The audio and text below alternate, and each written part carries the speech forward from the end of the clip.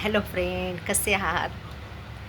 तर मी माझं beautiful life हे माझं चॅनल आहे आणि मी तुमचं मनापासून स्वागत करते. आणि आता संध्याकाळचे वाजले आहेत 6:15 आणि आमच्या इथे खूप गरम होत आहे, घाम येत आहे आणि हवा बिलकुल नाही आहे. हवा पूर्णपणे थांबलेली आहे आणि पाणी पिऊन पिऊन पिऊन पण ती तहान काही जात नाही, घशाला सारखी कोरड पडते.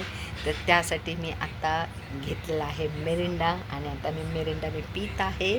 तुम्ही सगळेजण या मेरिंडा पिण्यासाठी.